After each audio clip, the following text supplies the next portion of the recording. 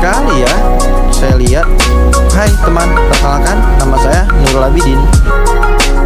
Ciluba, perkenalkan nama saya Muhammad Firdaus. Assalamualaikum, saya Mali Hambali.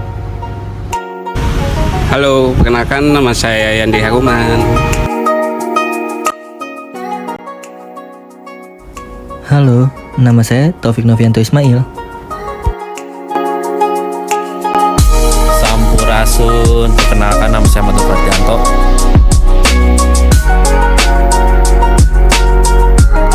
Wih, perkenalkan nama saya Muhammad Hairul.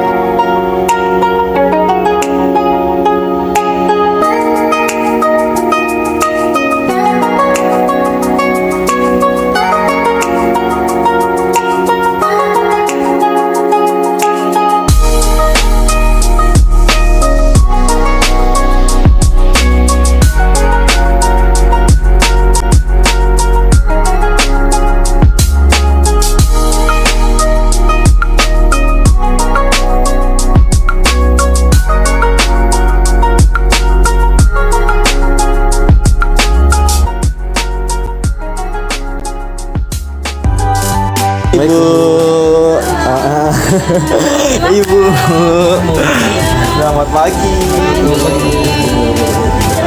Iya. Ini dari mana?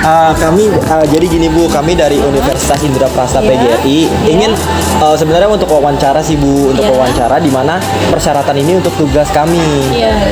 Jadi seputar ini doang sih Bu, seputar kayak untuk edukasi pranikah Bu. Iya. Gimana ini? Jadi pertanyaan pertama kita pengen nanya tentang biodata dan kesesuaiannya Bu. Kesesuaiannya dengan dokumen tuh gimana sih Bu sebenarnya yang benar-benar yang di KUA itu proses gitu loh. Iya. Kalau untuk masalah dokumen, kalau dokumen itu kan persyaratan itu kan awal itu dari kelurahan ya. Iya. Kita itu kan dari pertama dari RT, dari RT kita pengantar gitu kan. Nah dari pengantar itu baru ke kelurahan, gitu kan. Ke kelurahan minta surat N. Dan itu kan untuk data-data tasin, data orang tua seperti itu.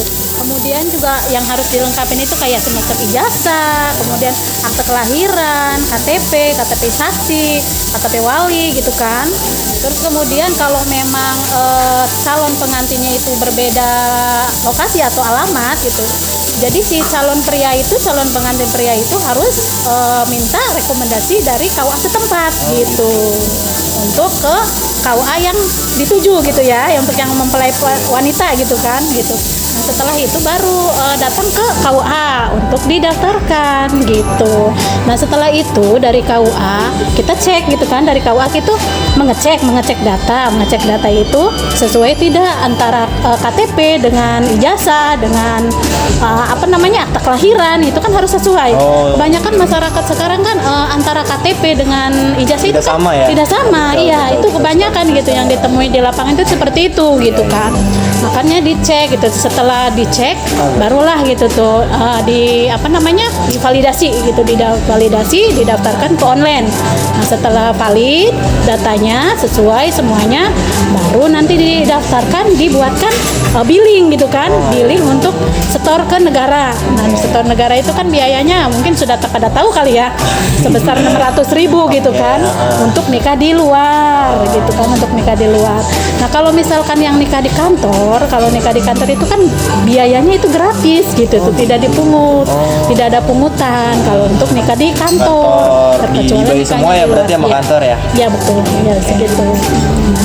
Nah kalau ya verifikasinya itu gimana untuk calon pengantin? Untuk verifikasi data.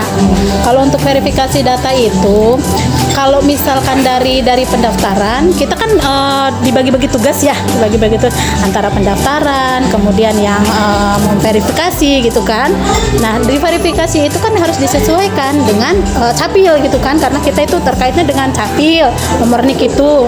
Nah kalau misalkan nomor NIK sudah dimasukkan, kemudian kemudian validasinya sudah bisa gitu kan, nah baru bisa diterima gitu. Kalau untuk verifikasi gitu, jadi kesesuaian datanya itu harus benar-benar sesuai, valid gitu, valid antara KTP yang ada dengan Dicapil gitu kan, gitu. Karena kebanyakannya sekarang itu kan mungkin entah kenapa gitu bisa KTP itu banyak yang tidak valid.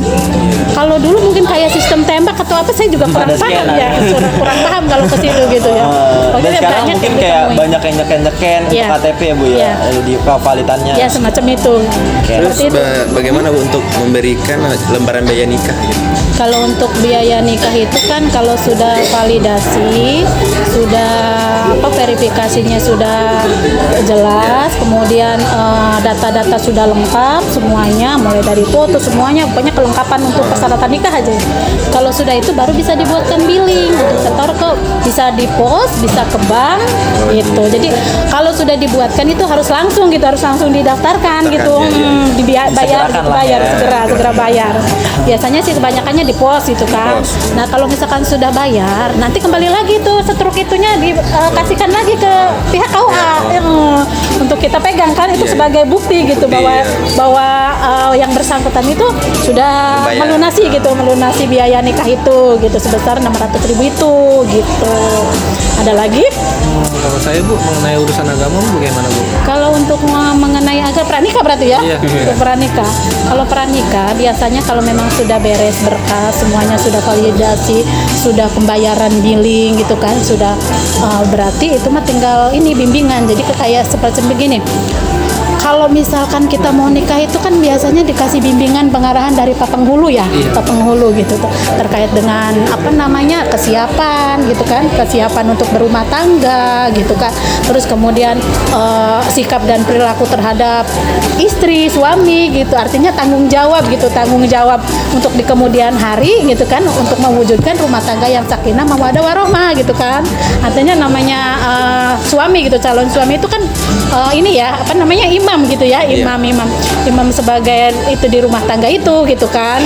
Jadi harus tahu gitu antara kewajibannya, terus istri juga harus tahu kewajibannya apa, seperti itu. Mau ada yang ditanyakan lagi? Mungkin ini pertanyaan terakhir mungkin ya teman-teman, tentang masalah edukasi. Iya, baik. Kalau masalah edukasi, kalau di itu kan kalau dari awal pendaftaran, kemudian ke aplikasi gitu kan, pengecekan data, kemudian billing gitu, setelah itu kan baru ada namanya bimbingan penataran gitu ya. Yang untuk bimbingan itu kan seharusnya itu kan penghulu gitu ya, mengasihkan arahan gitu kan, arahan untuk ke tapinnya gitu. Kemudian arahan itu ya terkait dengan masalah kesiapan mental, kemudian kesiapan dia dalam bertanggung jawab terhadap istri gitu kan, kemudian juga istri itu bertanggung jawab terhadap suami gitu kan. Jadi kita itu harus tahu posisi kita gitu tuh, sebagai istri itu harus seperti apa, kemudian suami seperti apa gitu kan. Intinya seperti itu. Intinya itu bisa mewujudkan rumah tangga yang sakinah mawaddah warahmah gitu kan. Nah, itu aja mungkin yang bisa disampaikan. Ada lagi? Oke. Baik, mungkin itu aja sih Bu. Jadi pertanyaannya seputar masalah edukasi pranikah. Jadi semuanya udah verifikasi data, terus juga biodatanya udah lengkap semua, udah Ibu jelasin. Jadi mungkin itu saja yang saya untuk tanyakan dari kampus Universitas Indra Prasta PGRI. Jadi terima kasih banyak Ibu atas waktunya ini. Mau mengganggu waktunya Ibu? Nggak apa-apa. Jadi kita pamit ya Bu. Iya. Makasih banyak Ibu. Sama-sama. Hati-hati di jalan. Oke. Iya. Assalamualaikum. Waalaikumsalam.